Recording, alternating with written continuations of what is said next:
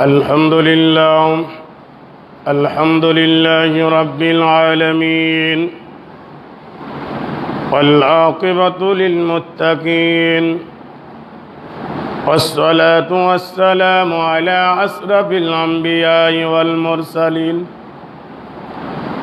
نبينا محمد وعلى آله وأصحابه ومن تبعهم بإحسان إلى يوم الدين أما بعد أعوذ بالله من الشيطان الرجيم بسم الله الرحمن الرحيم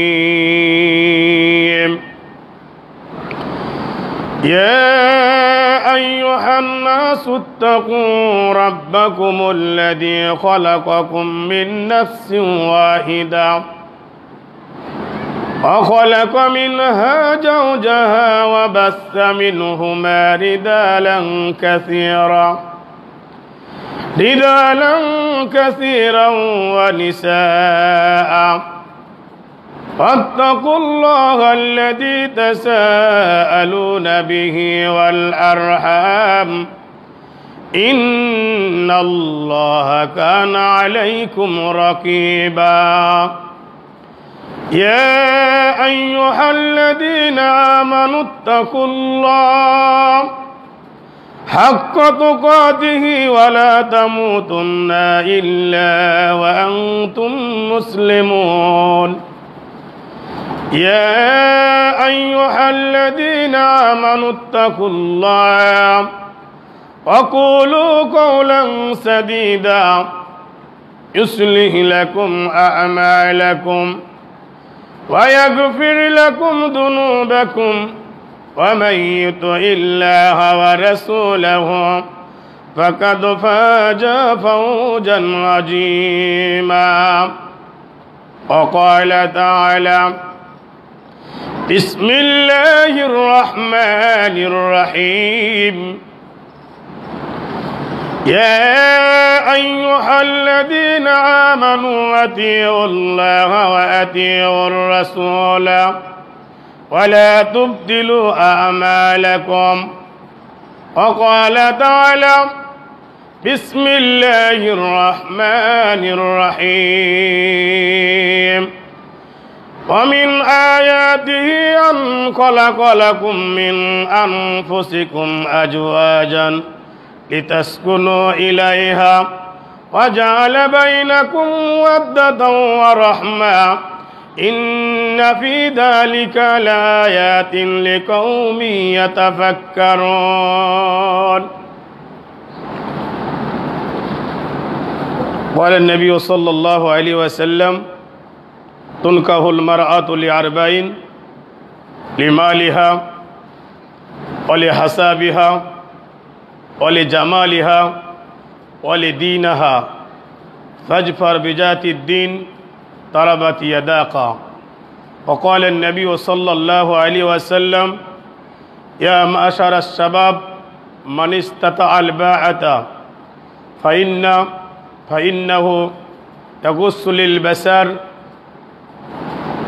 واحسن للفرج ومن لم يستطع فعليه بالصوم فإنه له وجاء। আল্লাহ তাআলার বারগাহে শুকরিয়া জ্ঞাপন করি যে মহান রব্বুল আলামিন আমাদেরকে সপ্তাহের সম্মানিত দিন, মর্যাদাপূর্ণ দিন, জুমার দিন আল্লাহ সুবহানাহু ওয়া তাআলা আমাদেরকে সুস্থ রেখে মসজিদে আসার তৌফিক দান করেছেন।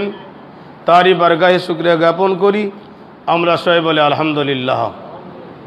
দুরূদ ও সালাম পেশ করি বিশ্বনবী নবী মুহাম্মদ রাসূলুল্লাহ সকলে বলুন সাল্লাল্লাহু আলাইহি ওয়াসাল্লাম। এই মসজিদের সাথে আমার আসা যাওয়া প্রায় 17 সালের পর থেকে 18 সালের ইসমাইল ভাইয়ের সাথে ডিপিএড প্রশিক্ষণের পর আমার আনুমানিক আপনাদের টিনের ছাউনিতে তাপের মধ্যে খুতবা দিয়েছিলাম। এখন আলহামদুলিল্লাহ সুন্দর মসজিদ পেয়েছেন। যারা এই মসজিদ নির্মাণে সার্বিক সহযোগিতা করেছেন, অর্থ দিয়েছেন, শ্রম দিয়েছেন, আল্লাহ যেন সকলের দানকে কবুল করে, আল্লাহুম্মা আমিন। এর বিনিময়ে আল্লাহ যেন তাদেরকে উত্তম যাজায়ে খায়ের দান করেন, আল্লাহুম্মা আমিন।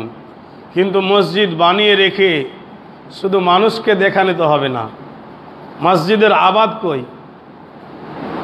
স্থানীয় মুসাল্লিরা কি কাজ করে আপনাদের? জুমার দিন তাদের কাজ ফুরায় না কেন? মসজিদ শুধু দেখানোর জায়গা না, এটি ইবাদতের জায়গা। এই সুন্দরতম মসজিদে সুন্দর লাইভ খুতবার ব্যবস্থা করেছে, আর আপনারা এই খুতবা শোনার জন্য আপনাদের এই মসজিদে বিভিন্ন সময় বিভিন্ন জন খাতিব আসেন, আলহামদুলিল্লাহ। কিন্তু আপনাদেরকে খুতবাগুলো শোনার জন্য আগ্রহী হতে হয় মুসল্লিদেরকে। এত সুন্দর মসজিদ বানিয়ে যদি খুতবাই না শুনেন, তাহলে মেহমানকে ডেকে আপনাদের কী লাভ?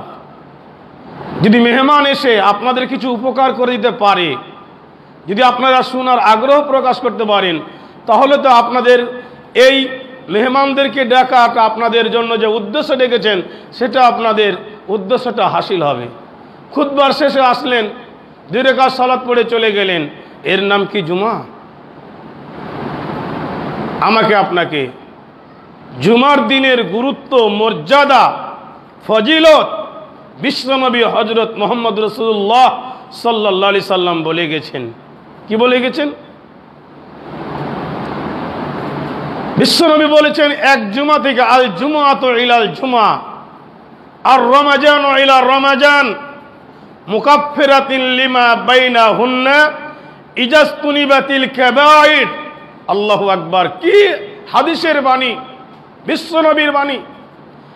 5 ওয়াক্ত নামাজ এক জুমা থেকে আর এক জুমা, এই 7 দিনের ব্যবধানে, এই 7 দিনের ফারাকের মধ্য দিয়ে আপনি শুধু জুমা নয়, আপনি আপনার জীবনের পারিবারিক, আপনার সাংসারিক, আপনার কাজ, আপনার কর্মকে ফেলে দিয়ে আপনি 7 দিন, এই 7 দিন, এক সপ্তাহে 35 ওয়াক্ত সালাত আপনি নিয়মিত পড়েছেন।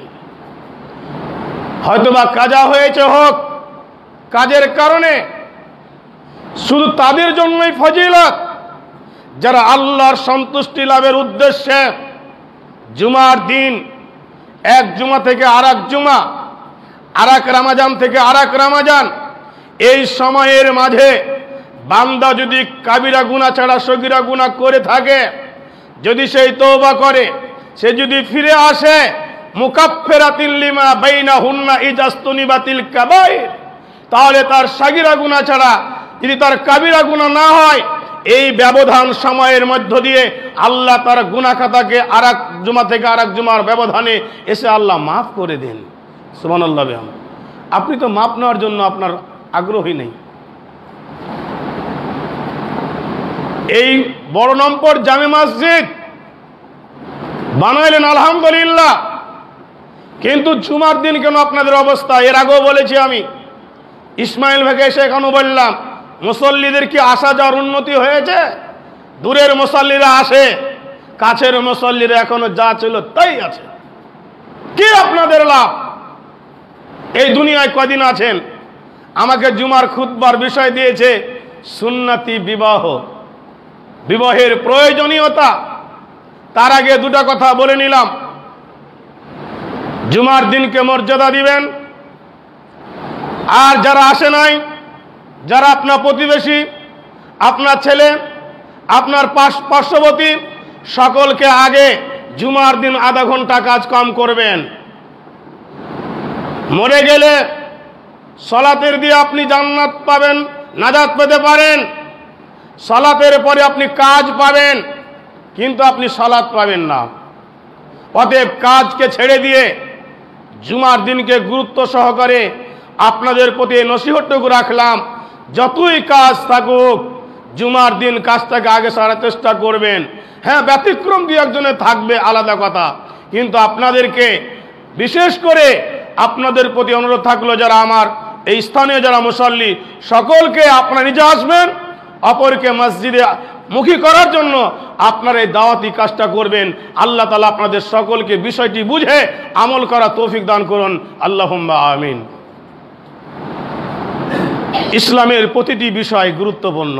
ইসলাম পরিপূর্ণ জীবন ব্যবস্থা, এমন কোনো দিক ও বিভাগ নাই যেই বিষয়ে ইসলাম পরিপূর্ণতা দিয়ে যাননি। তন্মধ্যে মানবদের জন্য, মানুষের জন্য আল্লাহ রাব্বুল আলামিন যে আশরাফুল মাখলুকাত হিসাবে আমাদেরকে সৃষ্টি করেছেন, আল্লাহ তাআলা বলেন, লাকাদ খালাকনাল ইনসানা ফি আহসানি তাকবীম। আমি আল্লাহ মানুষকে সবচাইতে সুন্দর আকৃতি দিয়ে, সুন্দর অবকাঠামো দিয়ে আমি আল্লাহ মানুষকে সৃষ্টি করেছি। সকলে বলেন সুবহানাল্লাহি বিহামদিহি। আমাদের দুইটি অঙ্গ সবচেয়ে গুরুত্বপূর্ণ, সব অঙ্গই গুরুত্বপূর্ণ, কিন্তু দুইটি অঙ্গ দিয়ে মানুষের পাপ বেশি সংগঠিত হয়।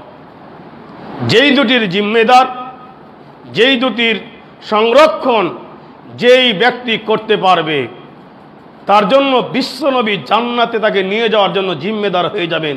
সকলে বলেন সুবহানাল্লাহি বিহামদিহি। দুটো বিষয় কি? আন সাহাল ইবনে সাদিন রাদিয়াল্লাহু তাআলা আনহু قال قال رسول الله صلى الله عليه وسلم من يجمل لي ما بين لحيه وما بين رجليه اجمل له الجنه। যে ব্যক্তি তার অঙ্গের মধ্যে দুইটি অঙ্গ জিম্মেদার নিবে, একটি হলো তার দুই চুয়ালের মাঝের বস্তু জিহ্বা, এই জিহ্বার যেই দায়িত্ব নিতে পারবে, আমার এই জিহ্বাকে আমি খারাপ অশালীন পথে আমার জিহ্বার একটি কথা খরচ করব না। এই জিহ্বা দিয়ে আমি সুন্দর, আমি ভালো কথা ছাড়া, সুন্দর কথা ছাড়া আমি যেন জিহ্বাকে খারাপ পথে ব্যবহার না করি। এই জিম্মেদার যে ব্যক্তি নিতে পারবে তার জন্য রাসূলের জিম্মেদারি আছে। দুই নম্বর, ওয়ামা বাইনা লিহাইহি ওয়ামা বাইনা রিজলাইহি আজমাল লাহুল জান্নাহ। যে ব্যক্তি তার দুই পায়ের মধ্যবর্তী স্থল, তার লজ্জা স্থানের হেফাজতের দায়িত্ব নিতে পারবে, জিহ্বা এবং তার লজ্জা স্থান, এই দুইটাকে যিনি কন্ট্রোল করতে পারবে তার দ্বারা পাপ সংগঠিত হবে না।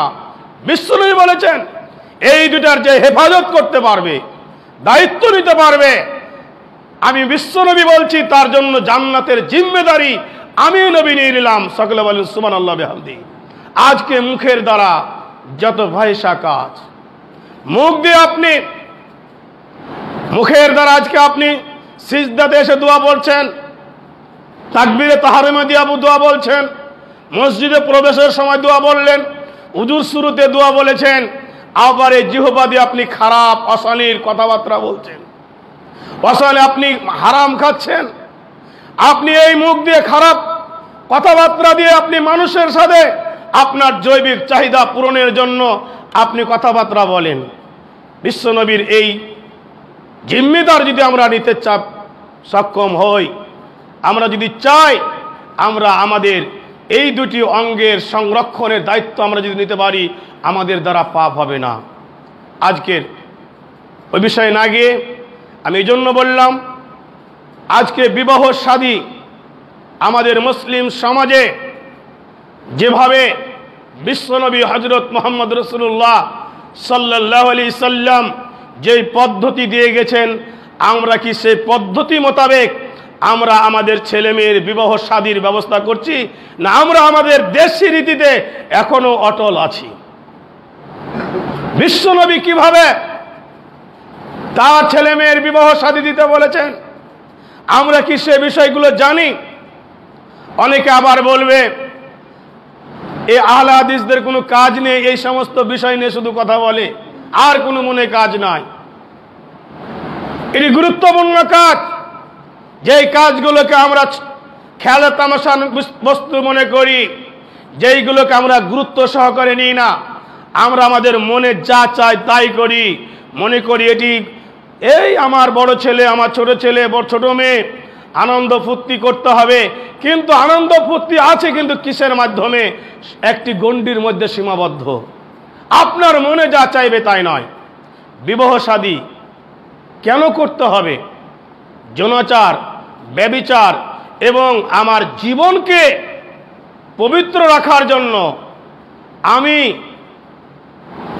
জীবনকে পবিত্র এবং জেনা ব্যভিচার থেকে মুক্ত রাখার জন্য বিবাহ একটি গুরুত্বপূর্ণ, একজন নারী, একজন ছেলে, একজন মেয়ের গুরুত্বপূর্ণ অধ্যায়। বয়স, পরিপূর্ণ বয়স, সাবালক বয়সে, বালেক বয়সে উপনীত হলে, সামর্থ্য থাকলে তার বিবাহ শাদীর ব্যবস্থা করতে হবে বাবা মাকে। কিন্তু আমাদের সমাজে উল্টা, আমাদের সমাজ উল্টো। আমার ছেলে প্রতিষ্ঠিত হয়নি, টাকা উপার্জন করতে পারে না, কিন্তু তার বাবা মায়ের অনেক টাকা পয়সা আছে, জমি জায়গা আছে, ধন দৌলত আছে। ছেলেকে ঠিকই 5,000 টাকা খরচের টাকা দেয়, ঠিকই তার সমস্ত দায়ভার বহন করে, কিন্তু ছেলে যে তার টাকা দিয়ে ব্যভিচার, অশ্লীল কাজে তার সময় ব্যয় করছে, দেখার পরও এই পথে তার ছেলে চলে যাচ্ছে, মেয়ে চলে যাচ্ছে, তবুও অভিভাবকের মাথা ব্যথা নয়। এই পাপ, এই পদচ্যুতি, এই পথভ্রষ্টর দিকে যখন আপনার ছেলে মেয়ে চলে যাচ্ছে, তখন সমাজে জেনা ব্যভিচার দিন দিন ভয়ঙ্কর রূপ ধারণ করছে। এজন্য সামর্থ্যবান, ক্ষমতা রয়েছে, আপনি মনে করবেন আমার এই যুবক ছেলের বিয়ে দিয়ে আমি আমার দায়িত্ব মুক্ত হলাম, আমার ছেলেকে আমি পাপ মুক্ত করে আমি একটি সঠিকভাবে, একটি সঠিক পাত্রী খুঁজে আমি আমার ছেলের বিয়ের ব্যবস্থা করব। আমি একটা সঠিক পাত্র, সুন্দর পাত্র দেখে আমি আমার কনের, আমার মেয়ের বিবাহের ব্যবস্থা করব। এটি তো বুদ্ধিমান, কিন্তু আমাদের সমাজে নেই। বিশ্বনবী হযরত মুহাম্মদ রাসূলুল্লাহ সাল্লাল্লাহু আলাইহি সাল্লাম বলেন, যে ব্যক্তি বিবাহ করল, মান তাওয়াজ্জাল আব ফাকাদ ইসতাকমালা নিসফুদ্দিন, যে ব্যক্তি বিবাহ করল, আল্লাহর কোন বান্দা বিবাহ করল, বিবাহ করলেই ফাকাদ ইসতাকমালা নিসফুদ্দিন, সে যেন দিনের অর্ধেক, সে তার দিন ইসলামের যেন অর্ধেক তার পূরণ করে দিল। সকলে বলেন সুবহানাল্লাহ বিহামদি। তার যে যৌন চাহিদা, তার যে জৈবিক চাহিদা সব সময় তার অন্তরকে কুরে খেত পাপের প্রতি, বিবাহের মাধ্যমে তার এই পাপটা দূর হলো নিসফুদ্দিন। আর বাদ বাকিটা কি হবে? ফালিয়াত্তাকিল্লাহ, বাকিটা আল্লাহর প্রতি ভয় থাকতে হবে। ফালিয়াত্তাকিল্লাহ অনিসফুল বাকি, আর বাকিটা, বাকি দিনটা পূরণ হবে আল্লাহকে ভয় করে। আল্লাহর ভয়ে সালাত আদায় করবে, আল্লাহর ভয়ে পাপ কাজ থেকে নিজেকে সংযত রাখবে। আল্লাহকে ভয় করলেই, আল্লাহর প্রতি তার একনিষ্ঠ ভরসা থাকলে, আল্লাহকে রব হিসাবে স্বীকার করলে, আল্লাহকে তার জীবন মৃত্যুর যদি সৃষ্টিকারী হিসেবে বিশ্বাস করে থাকে, আমরা 5 ওয়াক্ত সালাত বিহীন থাকতে পারবো না। সম্মানিত উপস্থিতি, বিশ্বনবী হযরত মুহাম্মদ রাসূলুল্লাহ সাল্লাল্লাহু আলাইহি সাল্লাম পাত্র পাত্রী দেখার ক্ষেত্রে তিনি ফর্মুলা বলে দিয়েছেন। আমরা বর্তমান যুগে আমাদের বাবা মাদের একটি চাহিদা, ছেলের বাবা মা কেমন প্রতিষ্ঠিত, টাকা পয়সা কেমন, ধন দৌলত কেমন, ছেলে কেমন, টাকা পয়সা কেমন, এইগুলো মানুষকে জিজ্ঞাসা করি। প্রতিবেশী পরিচয় থাকলে যে আমরা এটাই বলি, কিন্তু আমরা বলি না ছেলেটা দিনদারি কেমন, আচরণ কেমন, টাকা পয়সা থাকলে, ধন দৌলত থাকলে আমরা কিচ্ছু দেখি না, আমরা সোজা সাপটা একবার রাজি হয়ে যাই। বিশ্বনবী হযরত মুহাম্মদ রাসূলুল্লাহ সাল্লাল্লাহু আলাইহি সাল্লাম বললেন, তোমরা সেই মজলিসে বসো না যেই মজলিসে মদের আসর হয়। অনেকে আছে, ভাই আমি খাই না, আমি তাদের সাথে বসি। বিশ্বনবী বলেছেন তাদের পাশে বসাই যাবে না, তোমরা এমন মজলিসে বসো না যেই মজলিসে এইগুলো হয়, মদের আসর হয়, মাদকতা হয়। আপনি নিজে বিড়ি খান না, আপনি দোকানে বসে থাকেন, বিড়ির গন্ধ শোকেন। এইগুলো আমরা দেখি না, আমরা দেখি তার টাকা বেশি কার, কেমন টাকা পয়সা, কেমন বাড়ি গাড়ি, এটাই আমরা দেখার জন্য আজকে সমাজ থেকে জাহিলিয়াত দূর হয় না, জনা ব্যভিচার দূর হয় না।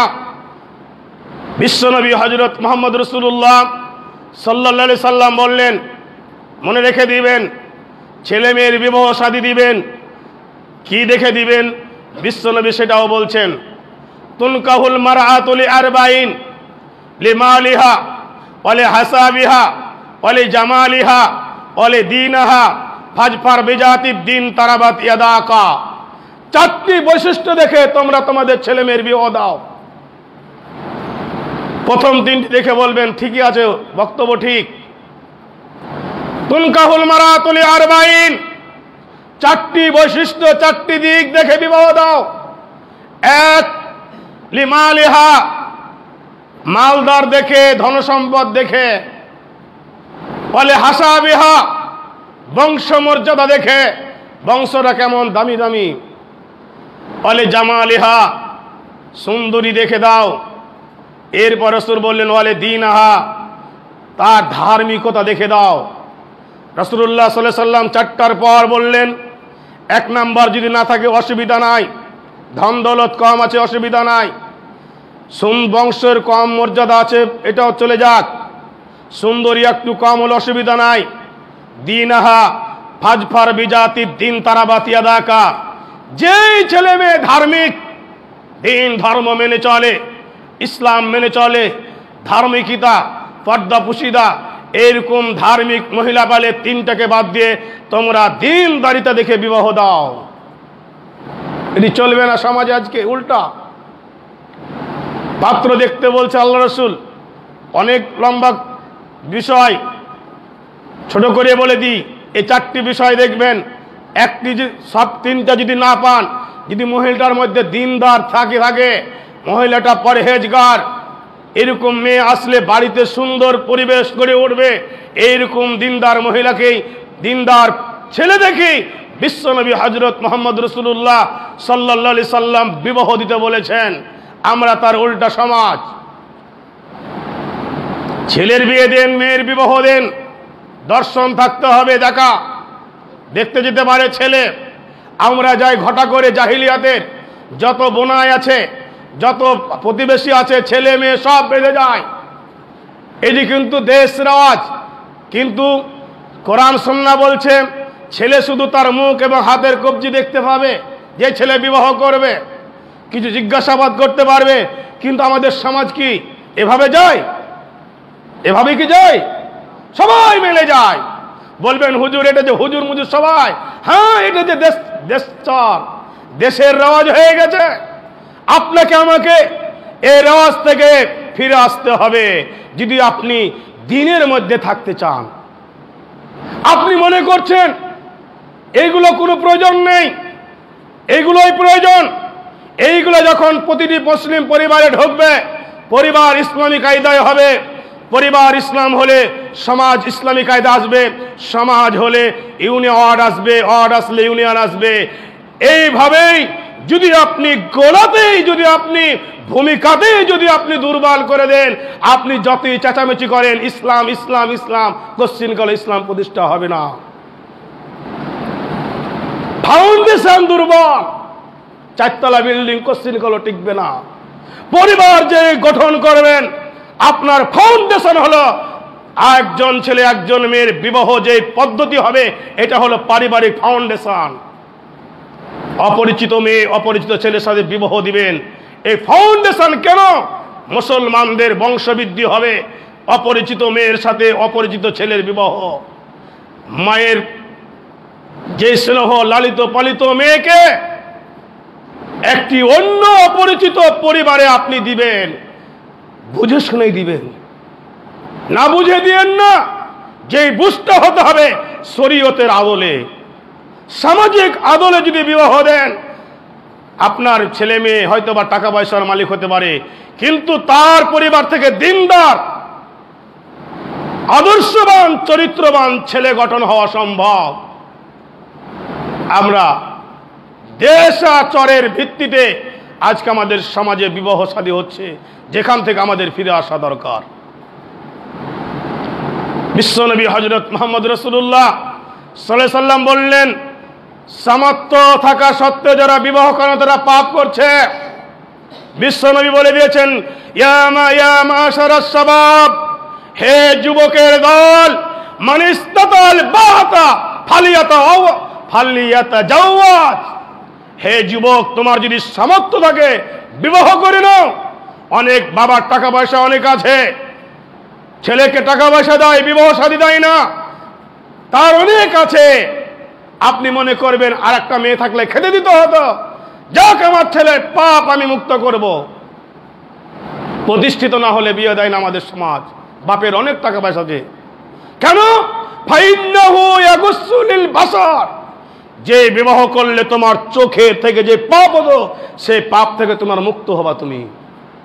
আর তোমার লজ্জা স্থানের দ্বারা যে পাপ সংগঠিত ছিল সেখান থেকে তুমি সংরক্ষণ হবে। যদি ক্ষমতা না থাকে, ওয়ামান লাম ইয়াস্তাতি, যদি তোমার ক্ষমতা না থাকে, ফাআলাইহিস সাওম, তুমি মাঝে মধ্যে সিয়াম রাখো।